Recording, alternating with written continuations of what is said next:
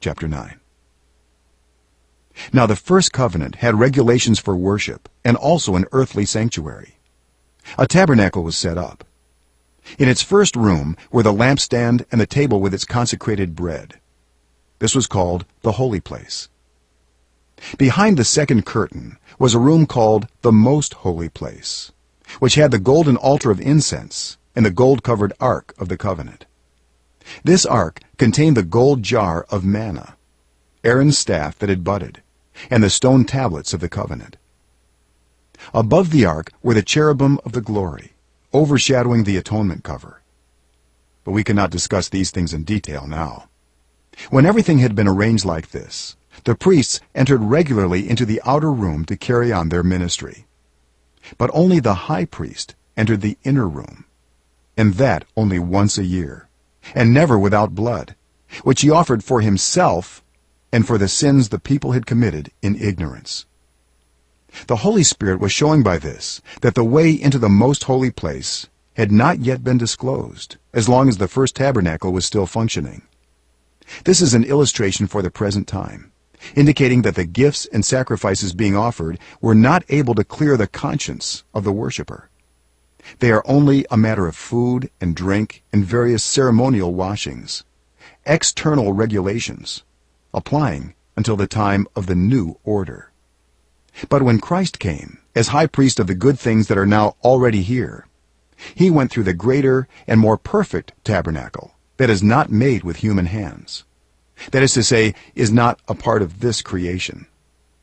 He did not enter by means of the blood of goats and calves, but he entered the most holy place once for all by his own blood, thus obtaining eternal redemption.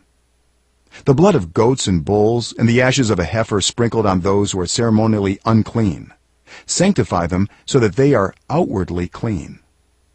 How much more then will the blood of Christ, who through the eternal Spirit offered himself unblemished to God, cleanse our consciences from acts that lead to death, so that we may serve the living God? For this reason Christ is the mediator of a new covenant, that those who are called may receive the promised eternal inheritance, now that he has died as a ransom to set them free from the sins committed under the first covenant. In the case of a will, it is necessary to prove the death of the one who made it, because a will is in force only when somebody has died. It never takes effect while the one who made it is living. This is why even the first covenant was not put into effect without blood. When Moses had proclaimed every command of the law to all the people, he took the blood of calves, together with water, scarlet wool, and branches of hyssop, and sprinkled the scroll in all the people. He said, "This is the blood of the covenant, which God has commanded you to keep." In the same way, he sprinkled with the blood both the tabernacle and everything used in its ceremonies.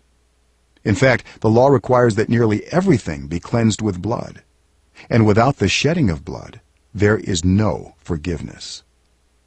It was necessary then for the copies of the heavenly things to be purified with these sacrifices, but the heavenly things themselves with better sacrifices than these. For Christ did not enter a sanctuary made with human hands, that was only a copy of the true one.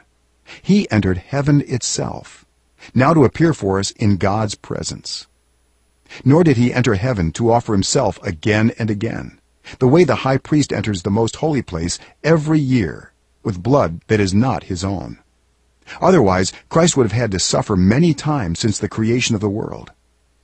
But he has appeared once for all at the culmination of the ages, to do away with sin by the sacrifice of himself.